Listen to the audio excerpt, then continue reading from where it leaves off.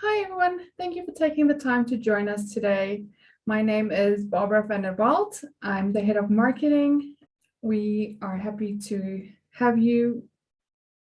We're going to start off with the agenda today. So 2022 leading maintenance strategies. Then we're going to jump right into a product demo of our maintenance management computerized software. And then afterwards, there will be a Q&A session. So feel free to use the question box for any of your questions that you might have during the session. Our presenter today is Jacob Mix, our engineering manager at Eagle Technology. Well, hello, everyone. Just wanted to start off by going over a couple new statistics for 2022. After doing some research, these are kind of a summary of the tactics and solutions that are being adopted throughout the maintenance world. If you take a look at this top bar chart, we have leading maintenance strategies by industries worldwide. And by far the largest percentage of that is preventive maintenance. And that gets directly into our topic today, which is using Proteus MMX to assist with your maintenance needs. And of course, preventive maintenance is one of the most important aspects of that. And of course, the overall goal of preventive maintenance is to get the number 2 item in the list here down to a much more manageable rate. So by using PMs, you get the reactive maintenance or demand maintenance, hopefully down from this value that's indicated here in this chart. We also have rates of CMMS adoptions of 52%. Of course, Proteus MMX is a CMMS. And down below, we have also predictive maintenance using analytics tools, which would be just generalized analytics produced by things like data captured on Excel spreadsheets or any other type of tool that's being used.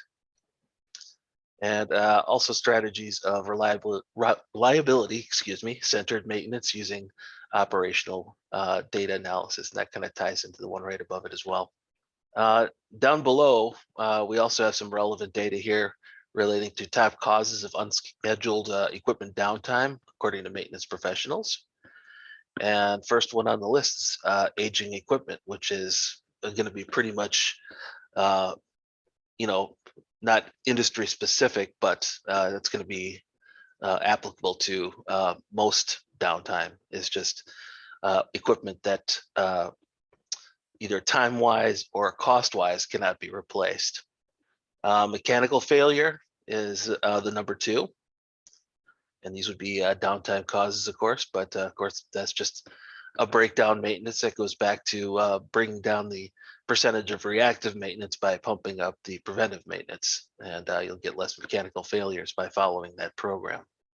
Operator error, that's pretty typical. And again, these are great causes to track, because if you can get that 11% down just by doing some periodic training, that's a win-win. Lack of time for maintenance, that's another big one. Just with everybody working and the labor shortage and everything else that's going on, sometimes maintenance gets put on the back burner.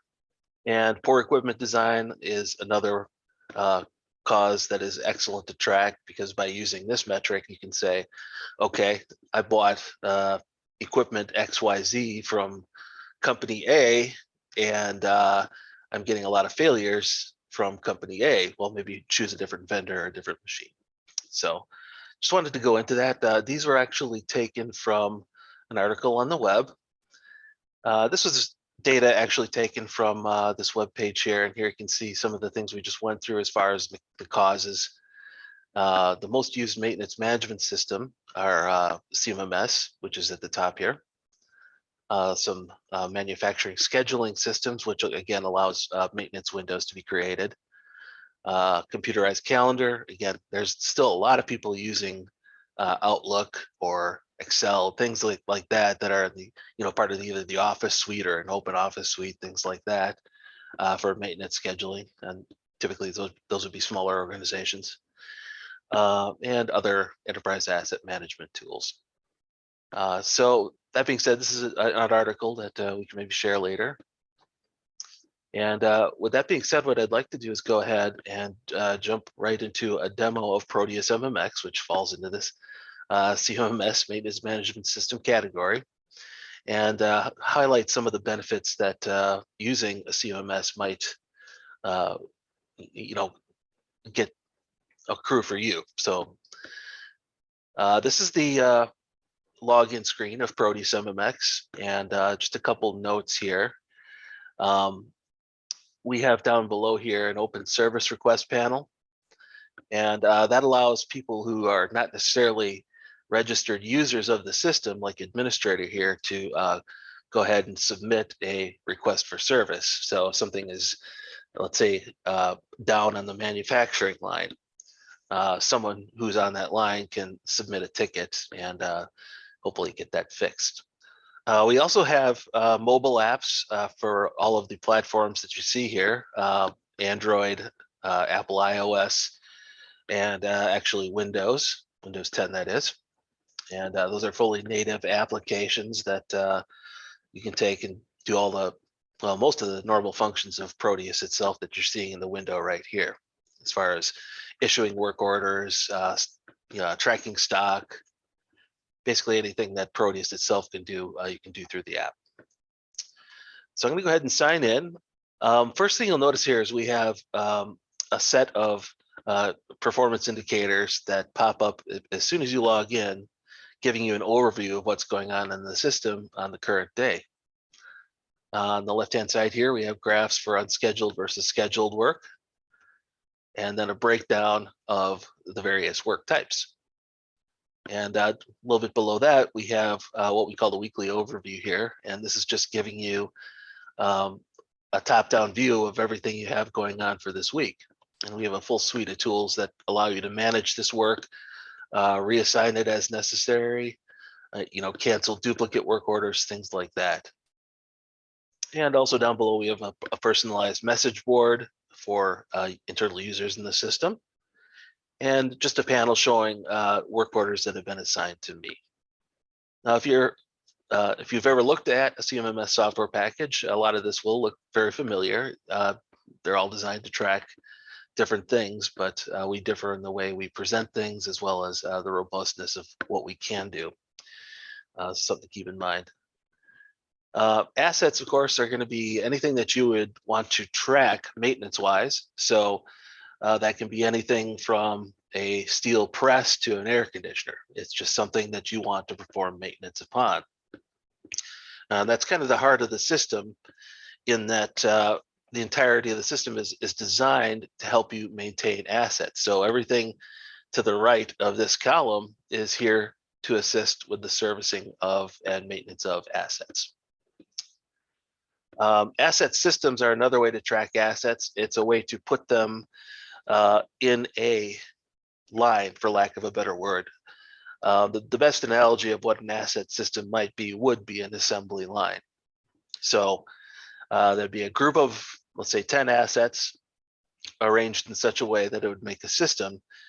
And the way it works in Proteus is if you do a work order against one of those assets, it treats the whole line as being down.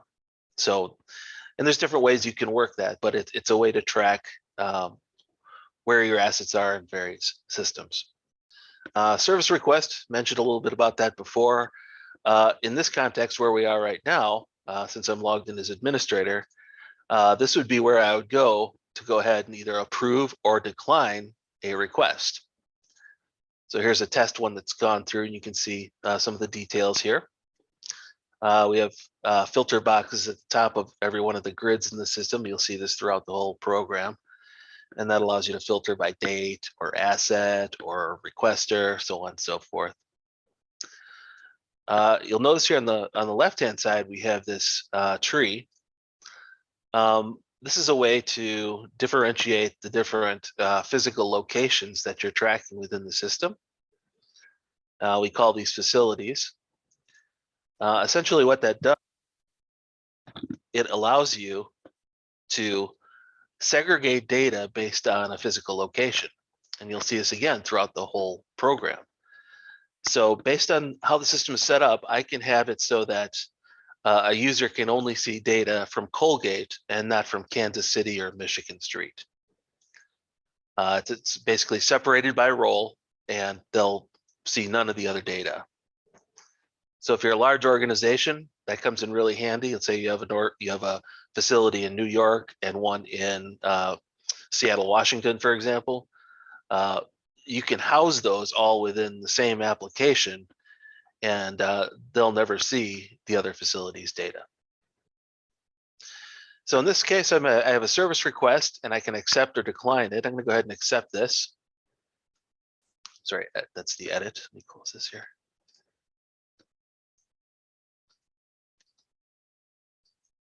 Here we are. And what happens is you'll see that disappeared.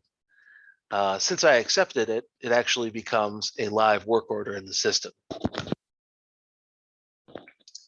So this is the work order module. A lot of different things underneath here, but the main thing to note is that all of this is here to help you perform work orders.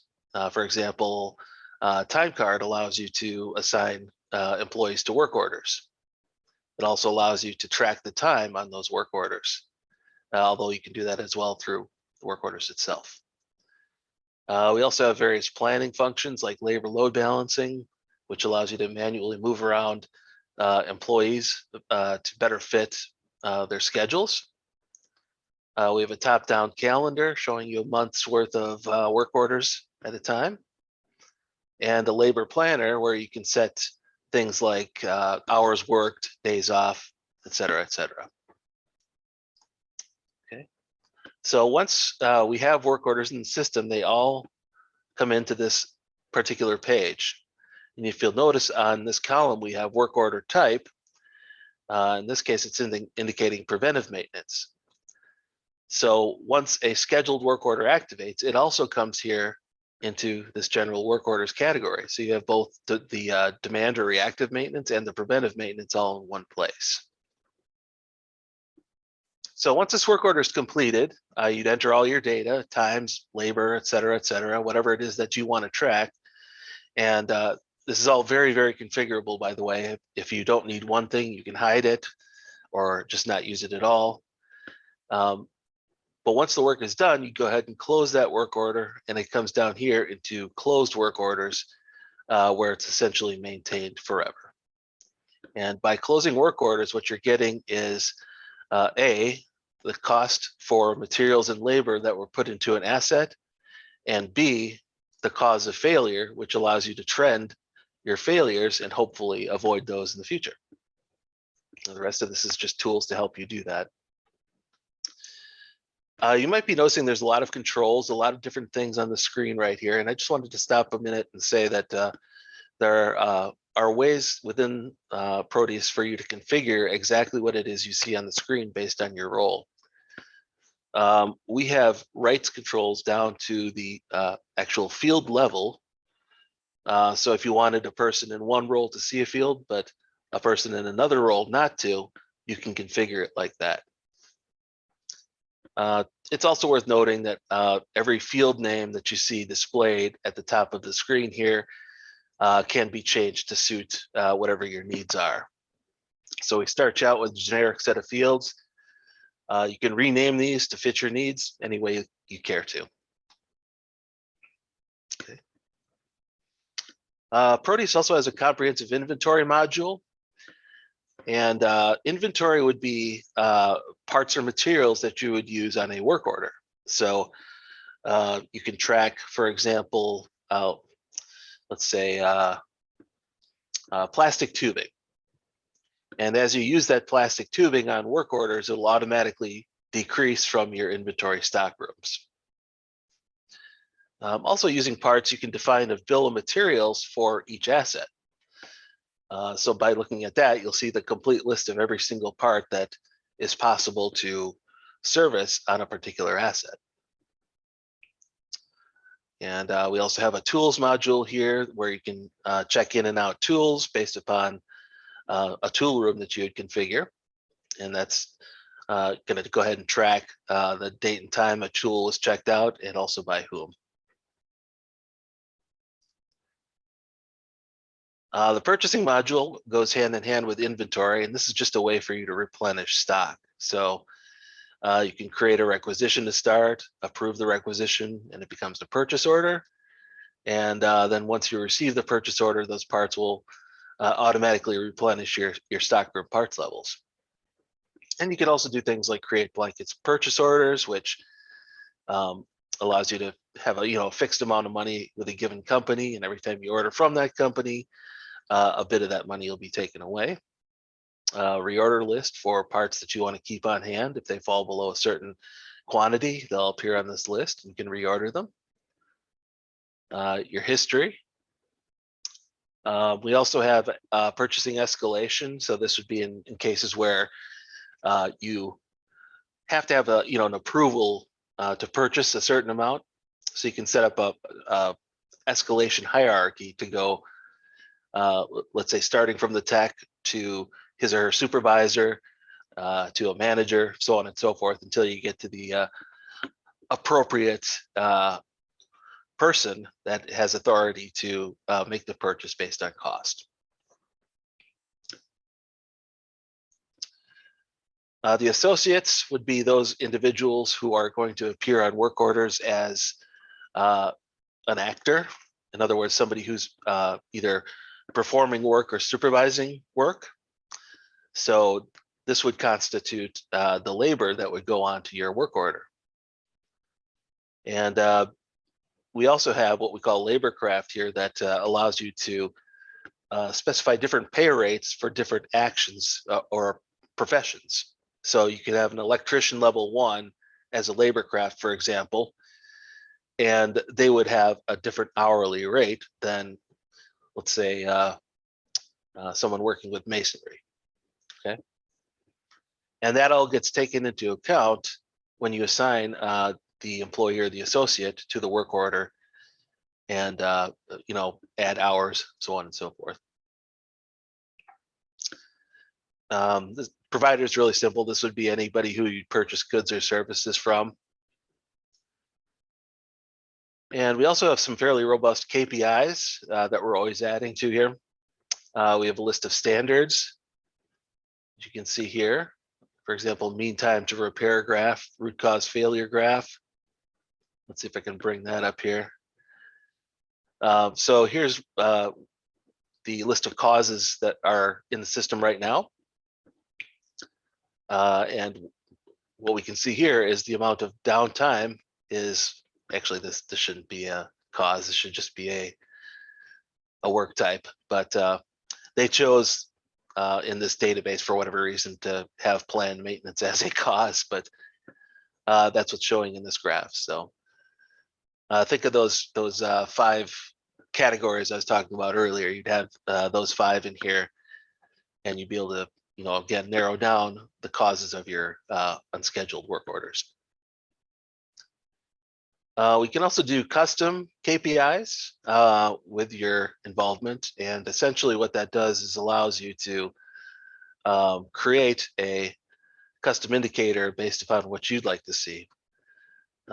Here's a good example of that: work order summary. This is just tracking within this time frame all of the data that you see on the left-hand side here. So you get a really nice summary of percentages, as well as details such as total labor hours, preventive work order hours, so on and so forth. Reporting is also supported with Power BI. So if you have Power BI, which is a Microsoft reporting tool, or it's basically a way to create KPIs, we can tie into that and have those displayed within Proteus as well. There's also about 100 or so standard reports that are included with the system. Some of this mirrors what is in the KPIs, but there's pretty basic information. These are all output. And I'll just run the asset report, for example, here.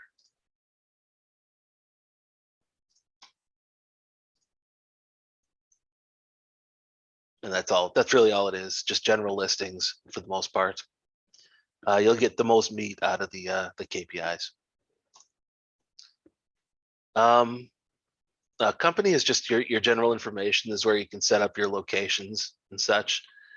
You know, this is what shows up in that tree we were talking about. Same with the facilities. We do have a comprehensive audit trail that essentially tracks everything in the system. So if I were to go and make a change to, let's say, a person's middle name under associates, that would be tracked in the audit trail. So any interaction that is had with the data in the system is tracked. Of course, we got a help file where you can submit a support ticket if you need to. And what I wanted to show you here under settings were some of the options that you have. There are a ton of different ways, excuse me, that you can configure the system to operate based on what you want to do. And that's something we would typically set up before you start using the system, so everything follows a particular workflow. As for user rights and roles, we basically follow the Microsoft standard where you create a user and then you assign that user to a role so the system knows based on that role what they can and cannot do within the system. And again, we can get down to field level for that. So that is basically a top-down view of the system. There's a lot more I could go into, and we can do that if anybody has some questions here at the end. And thank you for listening. How is work request licensed? The work request is licensed by the administrators that are able to approve or decline the requests. So as far as the number of requesters out in the field, there is no limit for that. So that's open. Yeah, it doesn't seem like we have more questions right now. We'll share the recording, a link to the recording afterwards, and you can also then reply to that email if you do have any other questions or if you'd like more information. You can do so too. Just reply to that email that we'll send out the recording to. Jacob, thank you so much for your time today. I want to thank everybody that's joined us today as well.